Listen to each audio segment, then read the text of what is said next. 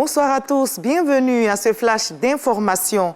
La communauté musulmane vient de commémorer la nuit du destin et en Côte d'Ivoire, les fidèles musulmans étaient au rendez-vous de cette nuit d'adoration. Le président de la République, Alassane Ouattara, a prié à la grande mosquée de la Riviera Golf à Cocody. La place de la jeunesse dans la construction de la société était au cœur de cette nuit du destin organisée par le COSIM, Conseil supérieur des imams, des mosquées et des affaires islamiques.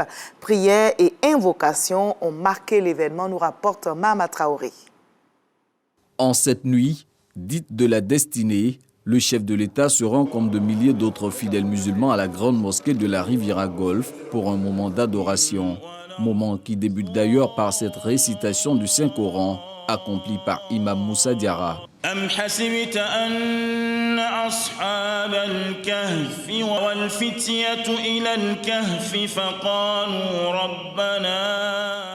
Durant quelques minutes, l'auditoire est captivé par cette voix évoquant quelques passages du Saint-Coran, livre saint de l'islam révélé au prophète Mohammed lors de la nuit du destin. C'est en s'appuyant sur ce guide que l'imam Abbas Touré va exposer sur le thème retenu cette année pour la célébration de la nuit du destin, à savoir la place de la jeunesse dans la construction de la société, responsabilités, enjeux et défis.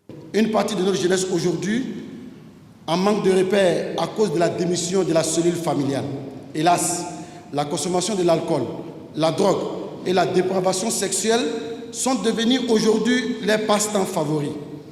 Une jeunesse en manque de confiance à l'avenir qui se donne la mort par le suicide ou qui décide d'affronter la mort dans le désert ou sur la Méditerranée. Excellence, Monsieur le Président de la République, si nous voulons changer le comportement et la mentalité de nos jeunesses, cela doit impérativement commencer d'abord par nous-mêmes. Est-ce que nous sommes de bons exemples pour nos enfants? Qu'est-ce que nous avons appris et inculqué aux jeunes comme valeurs spirituelles et sociétales?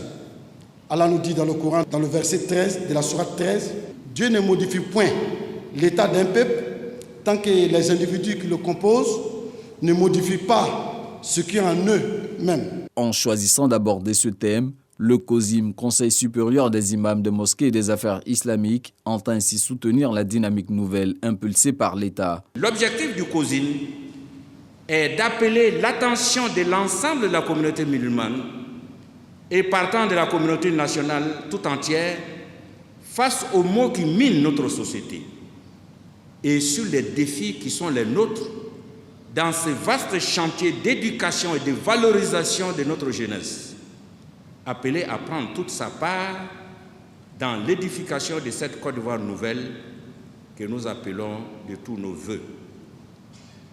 L'oisiveté étant source de vices, nous voudrons vous encourager, Monsieur le Président, à offrir davantage d'opportunités de formation, d'apprentissage et d'insertion professionnelle à nos jeunes, de financement de leurs projets et d'amélioration des conditions d'épanouissement et de bien-être de la jeunesse. Au nom du chef de l'État, son conseil spécial chargé des cultes exhorte les guides religieux musulmans à demeurer en prière pour le pays. Le président de la République apprécie hautement le choix du thème sous lequel l'événement de ce soir est placé.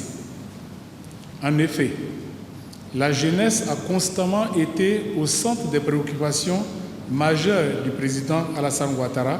Cette vision très ambitieuse que le gouvernement s'emploie à traduire sans délai par des programmes appropriés dans tous les départements ministériels afin de traduire cette haute directive présidentielle en une réalité et en contenu immédiatement tangible pour les bénéficiaires.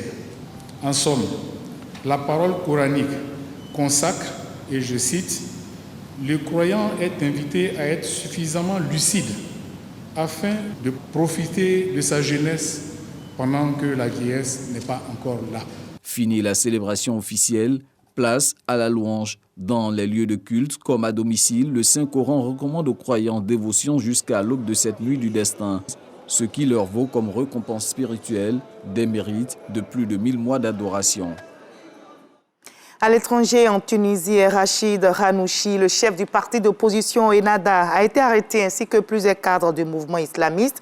L'ancien président du Parlement tunisien a été arrêté hier à son domicile et au lendemain de son arrestation, les autorités tunisiennes ont procédé à la fermeture du quartier général d'Ennahda ainsi que les bureaux lui appartenant sur l'ensemble du territoire.